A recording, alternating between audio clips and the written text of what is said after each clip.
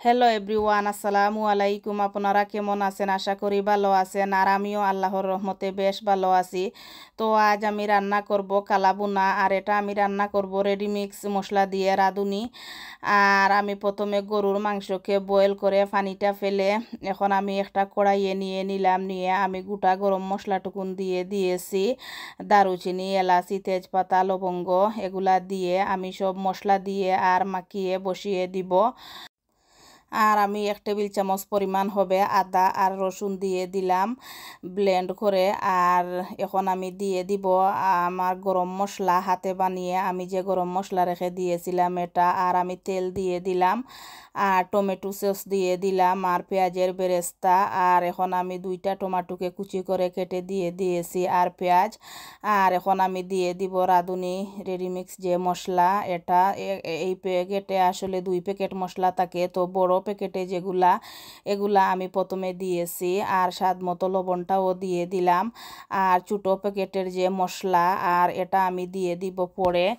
তো এই তো আমি সবটুকুন মাখিয়ে নিতেছি। আর আমি সয়া সসও দিয়ে দিয়েছিলাম। আর এই তো আমি 1 টেবিল চামচ পরিমাণ সয়া সস দিয়ে দিয়েছি। দিয়ে আমি হাতে মেখে সব কিছু চুলায় বসিয়ে দিব। আর এটা আসলে মেখে রাখা যাবে না, কারণ মাংসটা বয়েল করা সেজন্য। আর যদি বেশিক্ষণ এভাবে মাখিয়ে রাখা হয় তাহলে মাংসটা কুয়া কুয়া হয়ে যাবে। তো সেজন্য আমি চুলায় বসিয়ে দিব মাখিয়ে। আর তেল একটু কম হয়েছিল, পরে আমি আরও একটু তেল দিয়ে দিলাম, দিয়ে ভালোভাবে মেখে চুলায় বসিয়ে দিব।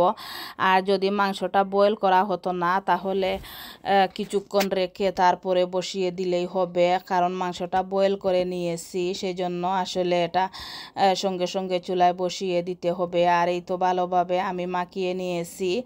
আর আসলে টমেটো কেচাপটা দিলে এই কালাবুনা খেতে খুবই মজা হয়। তো আমি আসলে সব সময় এভাবে কালাবুনাটা রান্না করি।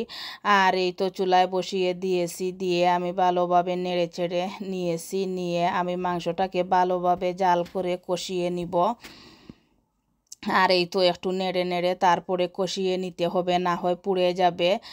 আর এখন আমি একটু পানি দিয়ে দিব। পানিটা দিয়ে মাংসটাকে জাল করে সিদ্ধ করে নিব। যখন মাংসটা ভালোভাবে সিদ্ধ হয়ে যাবে তখন আবার আমি কষিয়ে নিব ভালোভাবে। আর এটা আমি আসলে মিডিয়াম আঁচে কষিয়ে নিব। আর এই তো এখন আমি ঢাকনাটা খুলে নিলাম, নিয়ে আবারও আমি একটু নেড়ে চেড়ে ভালোভাবে কষিয়ে নিব। আর এই আসলে এটা ভালোভাবে কষিয়ে রান্না করলে কালাবুনাটা খেতে অনেক মজা হয়। আর আসলে আমার অনেকটা পছন্দ, আমি কালাবুনা খেতে খুবই পছন্দ করি। তো সেজন্য আসলে রান্না করা। আর বাচ্চারা তো খাবে না, এটা তো একটু জাল থাকে কালাবুনাতে। আর এখন আমি বাগারটা দিয়ে দিব। বাগার বা পুরন, আমরা বাগার বলি, কেউ আবার পুরনও বলেন। আর এই যে ছোটো পকেটে যে মশলা ছিল এই মশলাটা দিয়ে আমি এখন ঢেকে রাখলাম। আর পরে আমি নেড়ে নিব যখন আমি পুরনটা দিব তখন।